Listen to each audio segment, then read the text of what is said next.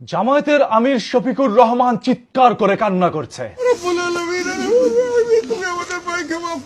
তার কোলে রয়েছে দুইটি এতিম সন্তান। এই এতিম সন্তানগুলো হচ্ছে শেরপুর ৩ আসনের থানার সেক্রেটারি রেজাউল করিম ভাইয়ের, যিনি একজন জামায়াত ইসলামের সমর্থক বা কর্মী। আপনারা জানেন শেরপুর ৩ আসনে এই কিছুদিন আগেই জামায়াত ইসলামের একজন কর্মী নিহত হন। তাকে দুনিয়া থেকে সরিয়ে দেওয়ার পিছনে রয়েছিল বিএনপির হাত। যারা তাকে নির্মম ভাবে দুনিয়া থেকে সরিয়ে দিয়েছিল সেই সকল মানুষগুলোর ভিডিও এখন পর্যন্ত সোশ্যাল মিডিয়ার মধ্যে ঘুরে বেড়ায়। তবে আইন শৃঙ্খলা বাহিনী এখনো তাদেরকে ধরতে ব্যর্থ।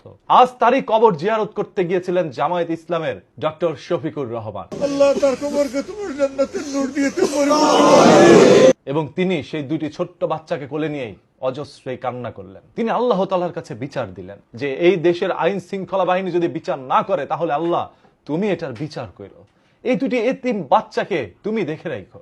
কি হবে ছোট্ট দুটা বাচ্চার? জামায়াত ইসলামের একজন কর্মী হয়তোবা নিহত হয়েছেন। এইভাবে নিহত হচ্ছে বিএনপির অসংখ্য কর্মী সদস্যরা। তাদের ভুল কি? তাদের অন্যায় কি? তারা তো কোনো দলের জন্যই কথা বলেছিল। তারা চেয়েছিল নিজ নিজ দলকে ক্ষমতায় আনার জন্য। এই নির্বাচনের আগে অসংখ্য প্রার্থীরাই একের পর এক মন্তব্য করবেই। আপনি একটা মন্তব্য করবেন, আপনার বিরোধী প্রার্থী আপনার বিরুদ্ধে আরেকটা মন্তব্য করবে। সবকিছু মেনে নিতে হবে।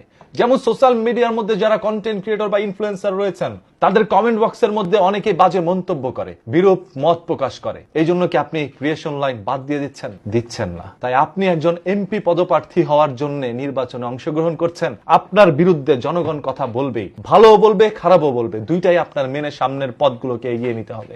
আজ এই রেজাউল ভাই দুনিয়া থেকে চলে গেলেন, তার ছোট্ট বাচ্চাগুলোকে কে দেখে রাখবে? এই ধরেন শুক্রে শুক্রে ৮ দিন কথায় আছে একটা, এই ৮ দিন হয়তো বা মানুষ তাদের প্রতি সিম্পেথি দেখাবে, খাবার দিবে, টাকা পয়সা কিছু পরিমাণ দিবে, এরপরে কেউ তাদের মনে রাখবে না। ধরেন জামায়াত ইসলাম ক্ষমতায় আসে নাই, আসতে পারবে না, তাহলে এই রেজাউল করিম ভাইয়ের পরিবারের হাল কে বহন করবে? এদেশের সরকার এখন পর্যন্ত সে অপরাধীকে চিহ্নিত করে ধরতে পারে নাই, তাহলে বিচারই বা কিভাবে পাবে রেজাউল ভাই? এই বাচ্চাগুলো একদিন বড় হবে, বড় হয়ে যখন ওর বাবাকে যারা নির্মম ভাবে দুনিয়া থেকে সরিয়ে দিয়েছিল সেই ভিডিওটি দেখবে, তখন এই বাচ্চাগুলোকে সেই ভিডিওগুলো দেখে সহ্য করতে পারবে? তারা কিভাবে নিজেকে বোঝাবে যে আমার বাবা দুনিয়া থেকে চলে যাওয়ার পরেও এখন পর্যন্ত কে বিচার করে নাই? আমি কোন দেশে জন্মগ্রহণ করলাম, কোন দেশে আমি বড় হইলাম? আমি কখনো কল্পনা করি নাই এই নির্বাচনে এরকম কোনো ঘটনা ঘটবে।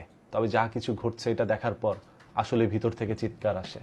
কি বলবো, কার কাছে বিচার দিব, কে বিচার করবে, কার পক্ষে কথা বলবো, কে এসে আমার বিরুদ্ধে কথা বলবে?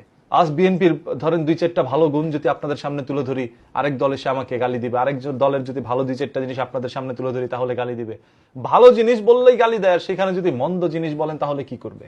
এখন অনেকে আমাকে জামায়াত শিবির বানাই দিতেছেন, দেন, কোনো সমস্যা নাই। যদি সত্য কথা বলতে গেলে, ইনসাফের কথা বলতে গেলে আমি জামাত শিবির হয়ে যাই তাহলে হইলাম, সমস্যা নাই।